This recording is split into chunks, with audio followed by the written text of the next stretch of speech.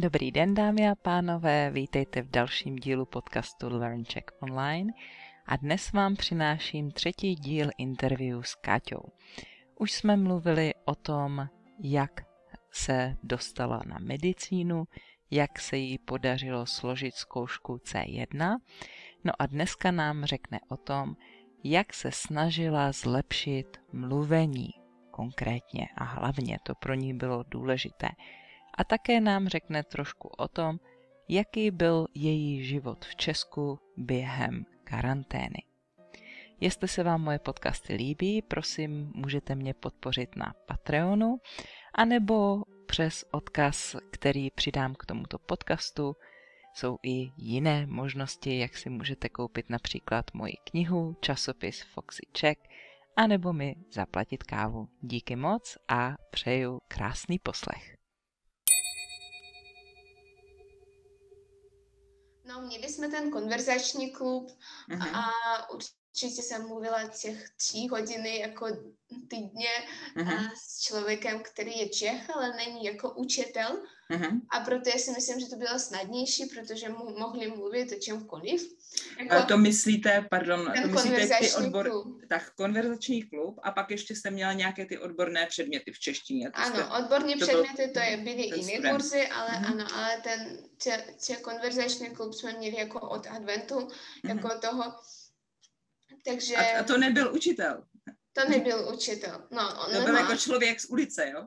No, on nemá vzdělání učitele, já jsem jistá z toho, takže prostě já si myslím, že to prostě bylo lehčí, protože prostě to byl člověk, který prostě chtěl nám pomoct, no, mohl nám říct nějaké tipy, jak přežít v Čechách, nevím, něco podobného a prostě... No, já si myslím, že to hodně mi pomohlo. Určitě jsem se snažila najít nějakých kamarádů v Čechách, protože během té karantény neměli jsme hodně praxe. Z toho jako... No, určitě jsem našla, ale to nebylo jako těch nebylo hodně. Já bych řekla, že prostě tu praxi z češtiny jsem hlavně dostala asi poslední 2 měsíce, když jsem začala pracovat. A já jsem začala pracovat v Čechách a prostě když jsem to začala, tak našla jsem hodně kamarádů, těch kolegy, určitě navzájem si mluvíme česky a no z toho já si myslím, že měla největší praxi. Ano. Jasně. To znamená, že když člověk přijede do Čech, tak když člověk přijede do Čech na ten intenzivní kurz, tak jak myslíte, že byste mohla, když není karanténa, najít přátele? No, zaprvé já bych řekla, že prostě ten intenzivní kurz je při nějakých univerzitách. Tak já si myslím, že to je prostě skvělé, protože jsou tam hodně studenty a normálně jako Češi už nemají nějaký špatný vztah, jako že ještě neumíš česky nebo něco podobného, takže já si myslím, že prostě můžeš začít jako kamarádit s těmi studenty a to bude nejlepší volba, protože například já jsem bydlela na koleji a tady jsou jenom ruskomluvči, takže já bych řekla, že to byl jako hodně velký mínus pro mě, protože jako pořád jsem využívala jenom ruštinu a to bylo všechno, co jsem využívala. Ale prostě, když začínáš jako mít těch kamarádů ještě v českém jazyku, tak určitě ještě budeš mít nějaké chyby, ale no, můžeš prostě to... No, já jsem jako přepisovala s některými Češi, takže oni mi to opravovali. Psala jste si s nimi, jako četovala, ano, jako psala se Češi a z Čechy a prostě jako oni mi upravovali ty chyby, abych prostě to zapamatovala líp. A opravdu to mi taky hodně pomohlo. No já nevím, pro některých možná by stačilo těch Badoo a Tinder, takové aplikace. Ty aplikace, jako na začátku to bylo normálně, protože jsou tam i normální lidé, kteří prostě jsou chtějí někoho potkat, ano, jako přátelé prostě taky. jako přátelé, není to jako opravdu jako pro nějakou romantiku vždycky, takže prostě můžete najít přátelé i tam a myslím, že to bude prostě jako aspoň nějaká praxe bude vždy jako líp, než prostě ta ruština, ano.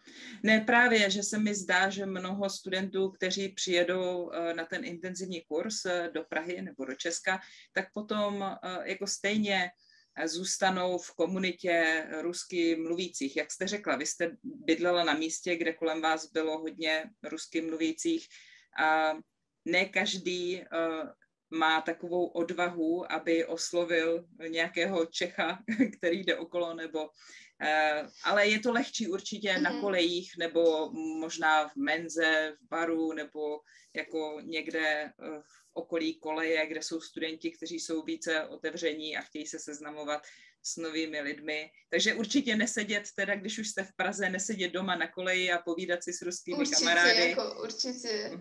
Ale jako můžeme vzít tu náplavku, kde jsou hodně jako mladých lidí a prostě všichni jsou připraveni, všichni jsou hotovi k někým seznámením, jako, a jako já si myslím, že to taky bude normální volba pro tu praxi. Prostě tento rok byl hodně náročný jenom kvůli té karanténě, protože jsme ani neměli možnost vyjít a měli jsme ten čas, když například potřebovali jsme být doma v 9 a nemohli ten domov opustit do 6 rána a prostě jako pro mládež to bylo opravdu těžké, protože prostě jako jsem se cítila, jako by moje rodiče měli dali mi nějaký trest a potřebuji sedět doma a jenom se učit.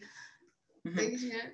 Já jenom na druhou stranu se mi zdá, myslíte si, že by takový společenský život mohl nahradit ty lekce, že jako bez lekcí by stačilo jenom si najít české kamarády? No, vůbec bez lekcí jako ne, určitě ne. Jako ty lekce určitě budou pomáhat s tou gramatikou, s tím čtením, jako ta slovní zásoba je hodně důležitá na prvních jako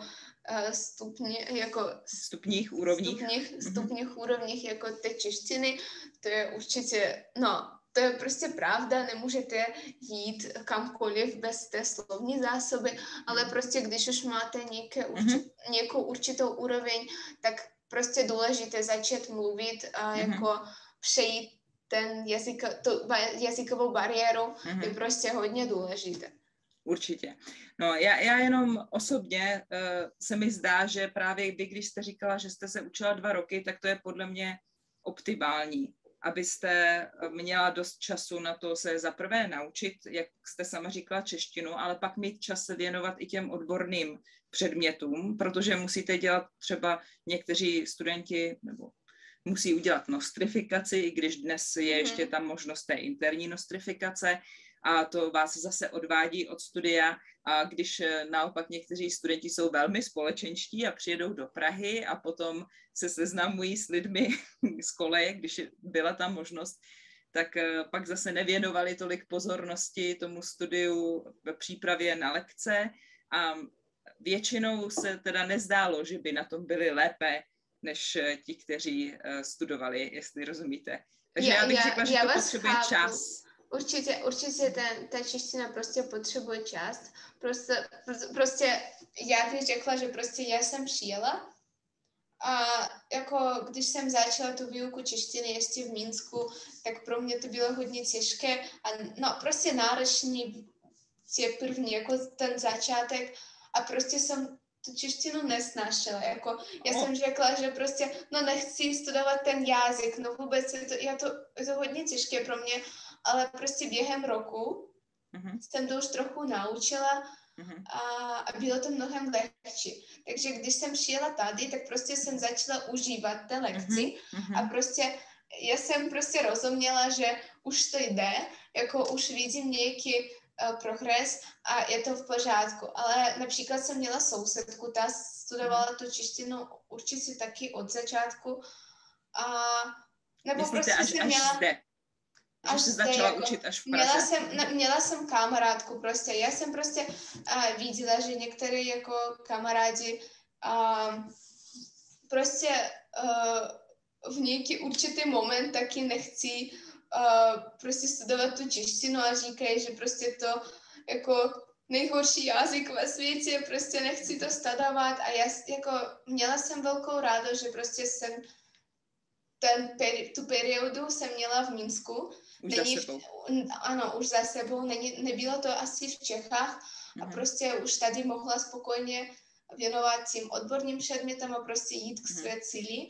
A prostě já si myslím, že když člověk chce studovat medicínu hlavně tady, tak prostě ta úroveň musí být mnohem vyšší. Je to prostě pravda, nemůžu říct jako, já si myslím, že to ty filozofické nějaké předměty, filologické a prostě ta medicína musí být na mnohem vyšším úrovni. A já si myslím, že kvůli tomu je taková potřeba přemýšlet, jestli nechcete jako studovat tu češtinu dřív, než přijedete tady. Než přijedete sem. Jo. Ano. Jo, jako dříve se rozhodnout. Tak co si myslíte o tom, co říkala Káťa? Souhlasíte s ní? Máte stejnou zkušenost? Jenom bych chtěla upozornit na slovíčko určitě, které Káťa používala velmi často, ale zdálo se mi, že to občas, nebo možná často, nebylo úplně správně. Zdálo se mi, že to říkala na místě, kdyby možná v ruštině řekla конечно, ale v češtině by v mnohých případech bylo asi lepší použít samozřejmě. Tak s Káťou nás čeká ještě jedna poslední část našeho interview, to bude příště a budeme se koncentrovat na to, jaký byl život v Česku, když přijela, co bylo jiné než v Bělorusku a jaké byly její první dojmy. Tak to uslyšíte ve 4. a posledním dílu. Přeju krásný den, nashledanou.